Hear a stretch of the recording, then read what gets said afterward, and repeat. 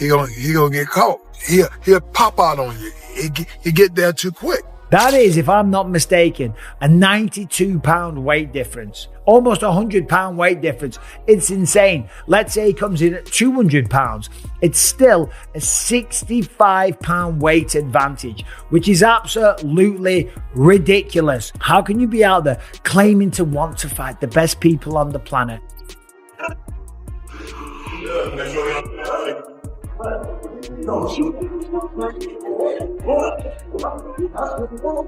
Quite surprised because it sounded like Jake Paul and Joshua was getting closer and closer for January. However, there have been rumours of Gervonta Davis versus Jake Paul in the past. I think with Gervonta Davis's kind of legal problems in the last month or so and rumours about his retirement, I don't think it's a massive shock that he is taking this Jake Paul fight if it is going to go ahead, purely for the reason that it's a lot of money for maybe not the most difficult job that he's going to have in his career. So it's a strange one, but yeah, it's just another kind of day in the sport, really, isn't it? Many experienced boxing experts have warned Jake Paul to think twice before stepping into the ring with Gervonta "Tank" Davis. After footage surfaced showing Davis striking with lightning speed and relentless power, professionals across the sport cautioned that such a matchup poses serious physical risks and could harm boxing's credibility. They insist Paul must recognize Davis as a true explosive fighter, not just another influencer stepping into the sport. Observers point out that Davis's recent training clips reveal not only his speed and agility, but also his technical precision and ability to corner opponents, making him a dangerous threat if Paul underestimates him for even a moment. I think it's extremely dangerous for Jake Paul. You know, I've got the general feedback is the boxing world saying, please, AJ, go in and evaporate this young man from the boxing world so we can all get on as normal. You've got Jake Paul fans thinking bizarrely they can beat Anthony Joshua. And the most bizarre thing out of everything is that Jake Paul genuinely believes he will beat Anthony Joshua. I think that's the only reason we're going to see this fight. But I truly believe you're going to see it at the beginning of 2020. Promoter Eddie Hearn has issued a serious warning to Jake Paul about the dangers of taking on Gervonta Davis. Hearn cautioned that Paul could face severe, even career-threatening consequences, bluntly advising him to be careful what you wish for. He labeled the matchup a clear mismatch and voiced major concerns about Paul's safety. While Hearn admits the fight carries enormous commercial appeal and could draw massive attention, he insists the real risk isn't about wins or losses. It's about survival. In his eyes, Paul is gambling not just with his record, but with his health. When the Disruptor Challenge is a legend, guys, anything can happen. When a kid that was on YouTube and on Disney walked in there and said, I'm going to be a professional boxer, Jake Paul needs to be commended for that. He had a vision, and he honestly executed that vision better than anyone ever could have expected. But sometimes you want something so badly that you don't recognize the dangers that come with wanting that thing and then getting that thing. Now Jake Paul has gotten himself to a point where he's fighting someone that could truly, truly end his career. Mike Tyson. We're talking about one of the scariest, most dangerous fighters to ever step foot in the squared circle. For me, it's pretty simple. Jake Paul, in the Mike Perry fight, he got a great appetizer for what he will get in the main event. A fighter that starts very fast, that throws things to take your head off, and you have to kind of match the intensity to ultimately get your shots off. Jake Paul today announced that he has signed with the PFL. The PFL. A couple weeks ago, Jake Paul and I were messaging each other about an appearance on my show, DC and RC. Just kind of talking about his future. And honestly, Jake and I have had some run-ins. When I started talking to him and I'm messaging him, he's a kid that's very respectful. And we had respectful conversations. He has an idea what he wants to do. Now, these kids today are different, right? So he's very boisterous. He's very verbal. He speaks big. But will Jake Paul actually fight in the PFL? A lot of boxers say they're going to fight, but they never actually do. Here's the thing about Jake Paul, though. He's from Ohio. Ohio has some of the best high school wrestling. Jake Paul was a high school wrestler there. So was his brother, Logan. They weren't bad. I believe this one, he'll actually fight. Daniel Cormier offered a thoughtful yet pointed take on Jake Paul's decision to fight Gervonta Davis. While giving Paul credit for his promotional brilliance and rising credibility, even admitting, I respect Jake Paul today, Cormier couldn't ignore the obvious. the massive size and weight gap.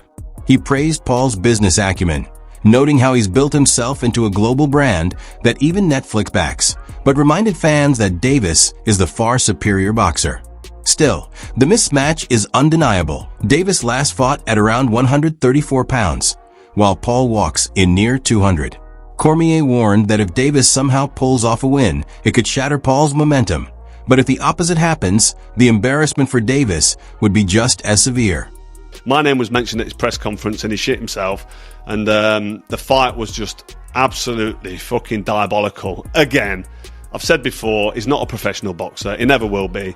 And he proves time and time again that he's not a professional fighter. So, Jake Paul, go on, piss off. I mean, I don't really take Jake Paul that serious. He can't really box. He can have a little fight, he can have a swing. He swings away, stands up straight and he throws punches, but it's not professional boxing.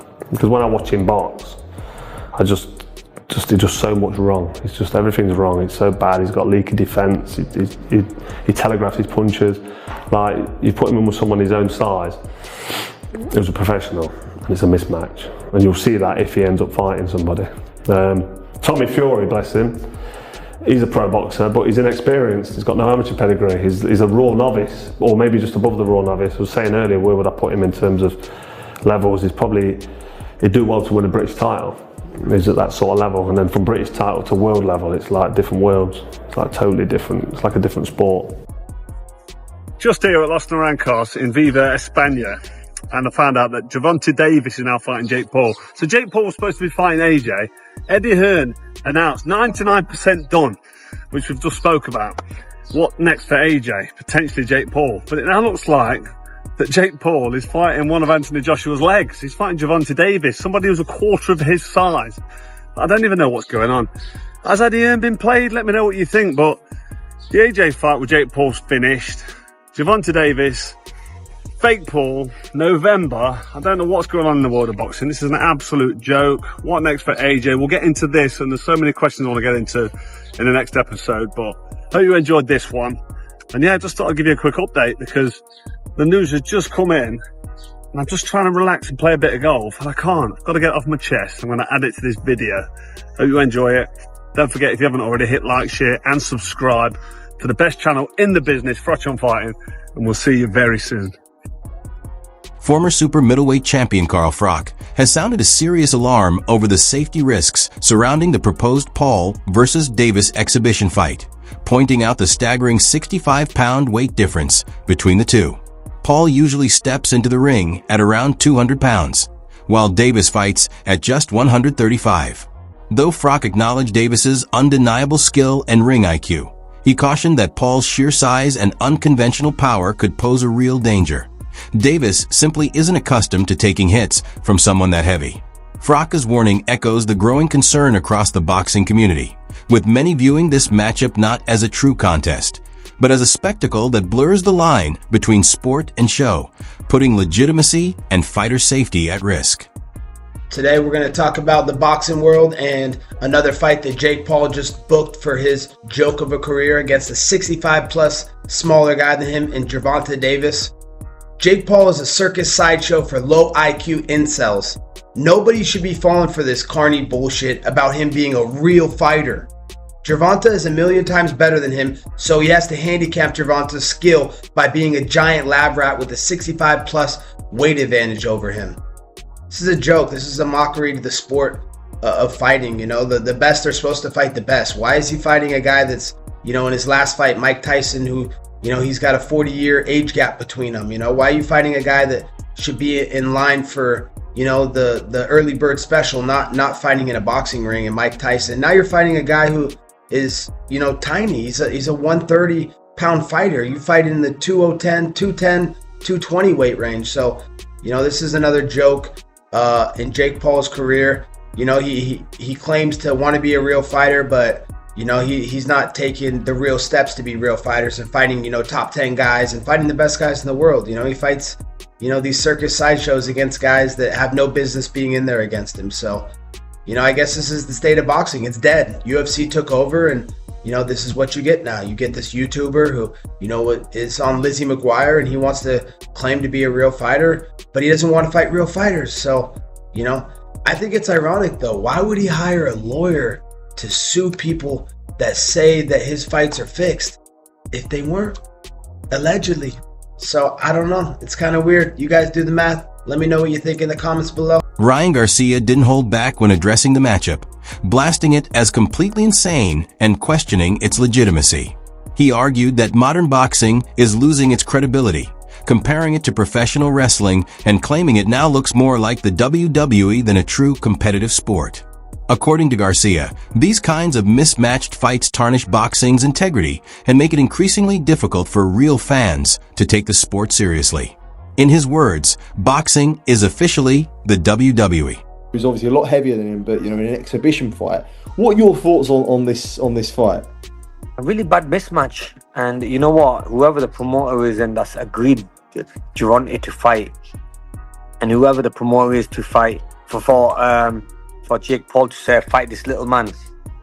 I mean, that's wrong, man. I mean, that's just like torturing someone. Yeah, I mean, going in there and hurting someone is just not fair on Davis.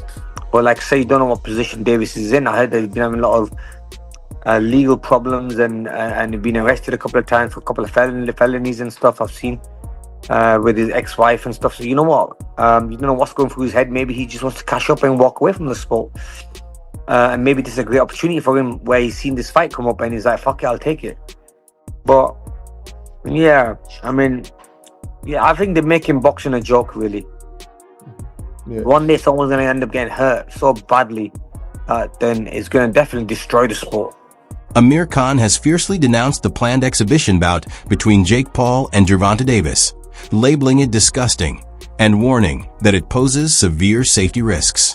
He emphasized the alarming weight disparity, Paul weighing around 200 pounds compared to Davis's 135, as well as an 8-inch height difference, calling the matchup dangerously one-sided and unlikely to receive professional sanctioning. Khan cautioned that such mismatched contests not only endanger fighters, but also erode boxing's integrity. He went on to praise promoter Turki Alashik for refusing to support what he described as YouTube-style spectacles that make a mockery of the sport. How can you be out there claiming to want to fight the best people on the planet and then going out there and taking on a guy that is maybe 92 pounds heavier, that is at least 65 pounds heavier than you? That is called one thing. That's called being a bully. It's like, dude, what are you doing? If you want respect from your peers, if you want everyone on the planet to look at you and take you seriously and give you credit as a boxer, you have to go up against someone that keeps you up at night, against someone that gets you out of bed in the morning to go for a run because the fear of them beating you down is real. Michael Bisping didn't hold back when criticizing Jake Paul, bluntly labeling him a bully. He highlighted the massive physical mismatch Paul often seeks out, citing examples like Canelo Alvarez, noting the roughly 60-pound weight gap and 7-inch height advantage. Bisping slammed Paul's pattern of choosing smaller, less skilled opponents to maintain his winning streak, calling it a complete embarrassment to the sport. He questioned Paul's credibility as a legitimate boxer, arguing that his career relies more on spectacle and exploiting size disparities than true competition. In Bisping's words, pretending to be a professional fighter while cherry-picking opponents isn't boxing. It's pure bully boy tactics. Gervonta not filling the rematch clause and just fighting Jake Paul and that whole situation and reaction of the fight itself. I feel people people got issues because it's 200 million mandatory or either go fight for 5 million. It's a no-brainer. Like, what's wrong? What's a no-brainer? A hard fight. And with prize fighters, they prize fighters. Right. The prize is big, and he's gonna retire soon. So you got 200 million right here, and you're about to retire soon, or either a $5 million. Wait a minute. Kid said he disagreed. Why did you disagree? I think it's just from a fighter standpoint. And on top of that, he got a draw. It's not like you won. Like you won and you gonna go fight Jake Paul. You got a draw, man. You gotta go get that back. Why? It was a cherry pick. I mean, yeah, it was a cherry pick, and you didn't look hold good. On. So you got. I mean, look, with Jake, the guy's been ducking me or running away from me for so long, man. Like, he's just making excuse after excuse, and now he's fighting. He wants to fight Tank. I mean, it just says the type of guy Jake Paul is. He only fights someone if he has a major advantage. Anything that's close anything that could actually be a decent fight, he runs away from it. So Michael Bisping has repeatedly criticized Jake Paul for his strategic opponent selection, accusing him of deliberately targeting fighters who are either smaller or less skilled to secure easy victories. He has described many of Paul's matchups as disappointing spectacles, pointing out the glaring disparities in both size and experience. Bisping has even gone so far as to claim that Paul operates more like a businessman than a true fighter, suggesting his career is fueled by marketing rather than genuine competition. According to Bisping, Paul tends to go after aging legends or athletes past their prime instead of taking on fair, challenging bouts that would truly test his boxing skills. Similarly, KSI has openly condemned Jake Paul's fight with Gervonta Davis, branding it a disgrace to boxing. He voiced frustration over Paul's choice of opponents, accusing him of dodging a long-awaited matchup with KSI and instead chasing easier, safer fights. KSI's remarks reflect his ongoing irritation with Paul's approach to the sport and his desire to expose Paul in a legitimate, competitive showdown. Been punched by a rhinoceros as he yet, so we'll have to see. He's training this fight by fighting against real bears. This is true. People are going, no chance, no chance. Do you reckon this guy, could he be the toughest of your opponents so far, do you reckon? I don't think he's the best that I've faced. I've faced a few Olympic medalists, a few world title challengers, but I think he's probably the most dangerous. Maybe not the best boxer, he might not be the most technical, but he hits really hard, he's really big and strong, so yeah, I think it's the most dangerous task I've faced, but he may be not the best fighter I've been in with. Whereabouts is the fight, Dave? Where are you fighting him? He's still at Sheffield Arena, right? Headlining in Sheffield, which is like my local arena. So yeah, it's a big night for me. He won his last fight, didn't he, Dave, against Ricardo Brown, and 20 wins, 19 KOs he's got. So like you says, he is dangerous. How's the training gone for you ahead of this fight? Yeah, it's been good. He's put a bit of fear in me, to be honest. I've had a bit of genuine fear.